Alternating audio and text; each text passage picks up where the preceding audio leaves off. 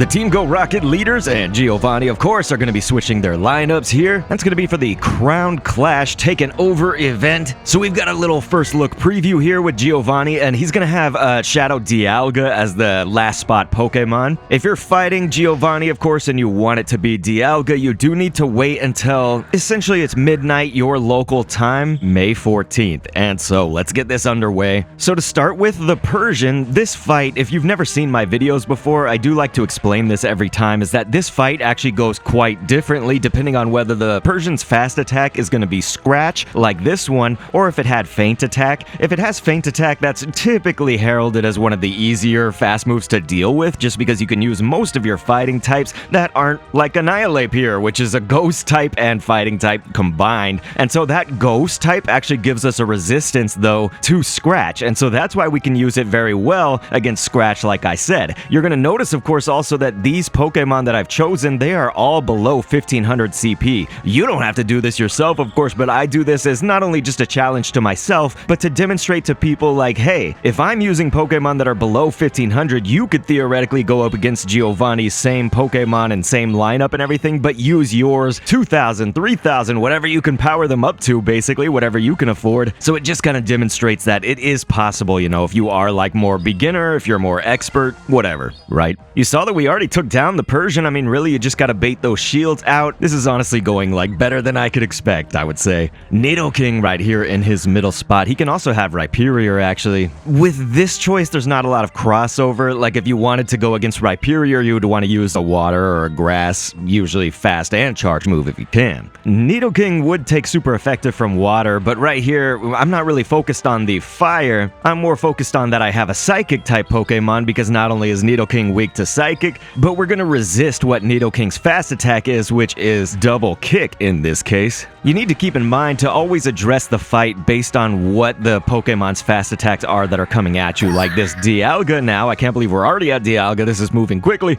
It's using a Steel type attack, which is Metal Claw, so we're essentially trying to resist that most of the time. You do want to try to also then deal super effective damage back to them. So that's kind of the formula, right? Like resist, deal super effective. Now another component of this is, of course, all Team Go Rocket fights, if you didn't know this, they actually, you're gonna see it here, we switch to Annihilate, and Giovanni's Pokemon are gonna stand still. So every single time that you switch out a Pokemon, or whenever a charge attack is used, so look, we're using Rage Fist right now, you're gonna see, look at that Dialga, it's not attacking me at all in the immediate sense. After a charge move, it takes almost about 2 seconds or so. When you switch, it's a little bit longer. A switch could also be feinting too, right? So like when Team Go Rocket's Pokemon faint, and then he sends in a new one. Same with your Pokemon when they faint, so like we saw our Annihilate, it fainted. It's sort of like a planned fainting, you could say, because we want to take advantage of that stun time, that stagnation time where they're just going to be standing still, right? Let's say that you had enough energy to fire off your charge move. You shouldn't do it while they're standing still. You want to take advantage of that time of standing still, that stagnation period, to just basically generate energy, because you can overcharge your energy. You saw that when we fought the Persian, especially at the start. That's like a very good time to kind of over-generate your energy, right? You want to over-generate it so you can keep chaining together these charge attacks, so it's very nice to have that kind of spammy moveset. The account that I fought this Giovanni with was level 40. That's only important just because Team Go Rocket scales up and down on the CP. If you have a higher trainer level, it's going to be a higher CP that you're fighting. If it's lower, then it's going to be lower. So again, if you use Pokemon that aren't 1500, like you go higher than that, you could also theoretically fight Giovanni at lower CPs than I'm facing. You know, if your level is below level 40, now this is one of my alternate accounts. Actually, it was provided by a viewer long ago. Many thank yous to them. But for instance, we're going to have another video coming up here on the channel going up against Giovanni with a level 48 account, and so you're going to see quite the difference there, right? It's going to be a harder fight, I would say. But again, we'll always stay below 1500 CP, so please click an end screen on screen, see another video, and await this full playlist to be built out to see more options to fight Giovanni. And thanks for viewing.